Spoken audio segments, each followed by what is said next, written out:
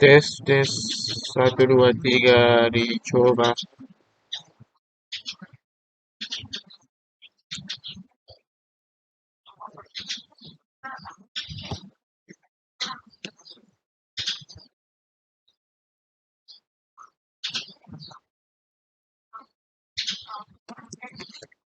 Assalamualaikum warahmatullahi wabarakatuh.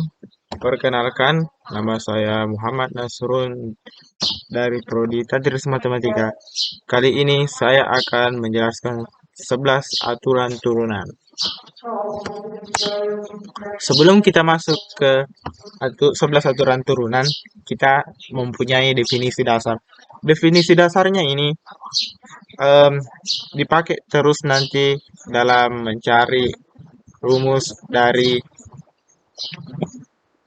11 aturan turunan, yaitu f aksen x sama dengan limit h menuju 0 f x tambah h kurang f x per h. Oke, kita masuk ke aturan pertama, yaitu aturan konstanta. Kita mempunyai f x tambah k, f x tambah h-nya sama dengan k. Kita masukkan definisi dasar, kita substitusi f x tambah h-nya dengan min fx-nya, jadi kita mendapatkan limit h menuju 0 k kurang k per h sama dengan limit h menuju 0, 0 per h. Kita mendapatkan dengan hasil 0. Yang kedua yaitu aturan satuan. Kita mempunyai fx sama dengan x, fx tambah h-nya sama dengan x tambah h. Kita masukkan definisi dasar, kita substitusi definisi dasar tadi ke sini, kita mendapatkan limit h menuju 0 h per h sama dengan 1. Yang ketiga itu aturan pangkat. Aturan pangkat kita mempunyai fx sama dengan x pangkat n, fx tambah h-nya sama dengan x tambah h pangkat n. Kita masukkan definisi dasar, kita substitusi fx tambah h-nya dengan min fx-nya, kita jabarkan sehingga menjadi seperti begini. Kita substitusi, kita mau habiskan h-nya ini, jadi h yang di atas itu dikali dengan pangkat min 1 ditambah pangkatnya min 1, seperti ini. Hanya ini habis, hanya ini menjadi 1, hanya ini menjadi min 2, hanya di sini menjadi min 1. Kita masukkan hanya semua yang di sini menjadi 0, sehingga kita mendapatkan x pangkat n tambah n x n min 1 kurang x n. Xn-nya ini langsung dikurang saja, menjadilah f aksen x-nya menjadi n x pangkat n min 1. Yang keempat, aturan kelipatan konstanta. Fx sama dengan k kali fx. Fx tambahannya sama dengan k kali fx tambahan.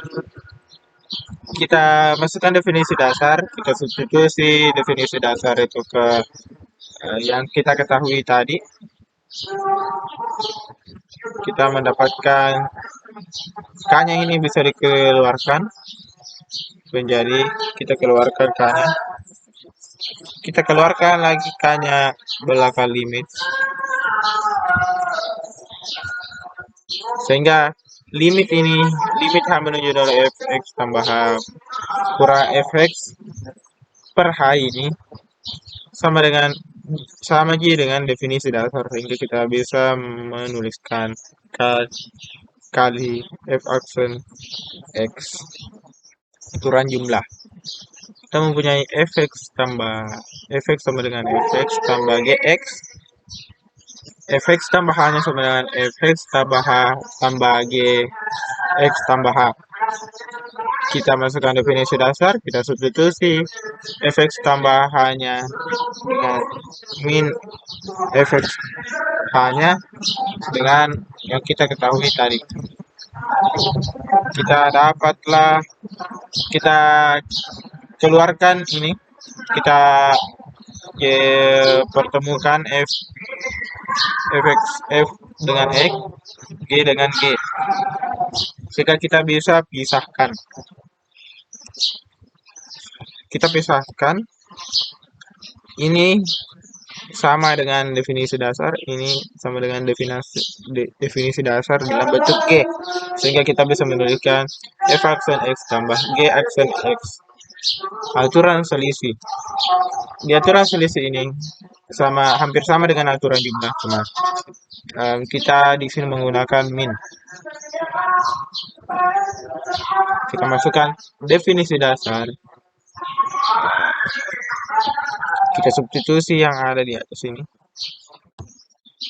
Nah, kita pertemukan f dengan f-nya, g dengan g-nya. Tetapi teman-teman bisa lihat di sini, ini berubah tanda. Mengapa demikian? Ini karena kurungnya dibuka, jadi dikali masuk menjadi plus. Ini yang tadinya ini plus menjadi minus di sini. Nah, ini memang dari, kalau di sini saya kira tidak ada masalah, karena plusnya di sini sebenarnya ada plus, jadi tidak bermasalah. Nah, ini kita keluarkan lagi, jadi kembali menjadi minus. Ini menjadi plus di sini. Depan G ada plus. Nah, kita limitkan keduanya, sehingga mendapatkan dua definisi dasar dengan minus di tengahnya, sehingga kita bisa menuliskan f aksen x sama g kurang g aksen x. Sekarang ke aturan perkalian, kita mempunyai fx sama dengan fx kali gx, fx tambahannya sama dengan fx tambah h kali gx tambah h. Kita masukkan definisi dasar, kita substitusi yang ada. Di sini teman-teman kita bisa lihat, ini tidak bisa langsung diselesaikan, jadi kita memasukkan ide. Idenya ini adalah min fx tambah h kali gx tambah fx tambah h kali gx. Kalau teman-teman bisa, kalau dikurang langsung ini hasilnya adalah 0. Bisa kita masukkan ide.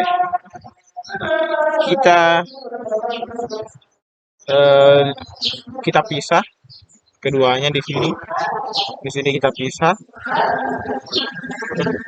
Di sini fx tambahannya bisa kita keluarkan.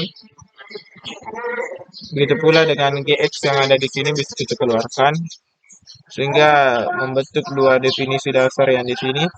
Ini juga definisi dasar, sehingga kita bisa menuliskan fx kali g aksen x tambah f aksen x tambah gx. Suram pembagian. Nah, suram pembagian ini juga kita memerlukan ide, di mana di sini kita tidak bisa langsung menyelesaikan, kita masukkan di sini, kita kalikan juga di atas. Nah, sehingga kita mendapatkan seperti ini. Gx-nya ini kita pindahkan ke kanan dan tuliskan super gx tambah h kali gx. Nah, kita masukkan kembali ide di sini, gx. Ini kita tambahkan di sini minus, di sini juga tambah, tapi di sini tambah, sehingga kalau misalnya langsung di jumlah atau di jumlah nanti hasilnya 0. Nah, kita mendapatkan, kita tarik, kita bagi, kita pisahkan. Nah, setelah kita pisahkan, kita limitkan masing-masing, kita limitkan dan kita keluarkan yang bisa dikeluarkan, sehingga bisa menjadi begini. Dan hasil akhirnya adalah gx kali f aksen x kurang fx kali g aksen x kali limit sama.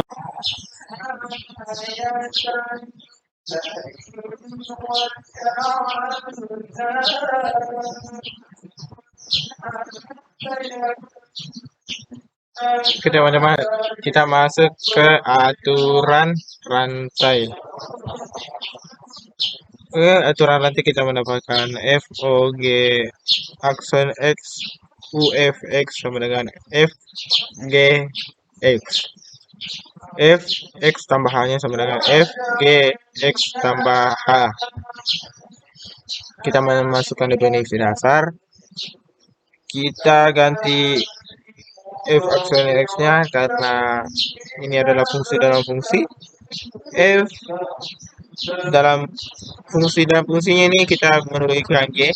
Jadi dalam F itu kita menuliskan G. Ini juga kita tuliskan. Sehingga kita masukkan ide lagi. Seperti ini teman-teman. Ini sama saja seperti G aksen X. Nah, seperti ini teman-teman. Tapi ini tidak kita super aksen X kan karena kita akan kalikan dengan ini. Kita kalikan sehingga kita mendapatkan F G X tambah H kurang F G X per G X tambah H kurang G X. Kita masuk ke aturan trigonometri. Sebelum kita masuk ke aturan trigonometri, kita harus mengetahui limit H menuju 0 sin H per H sama dengan 1, limit H menuju 0, 1 kurang cos H per H sama dengan 0. Kita mempunyai fx sama dengan sin x, fx tambah H sama dengan sin x tambah H.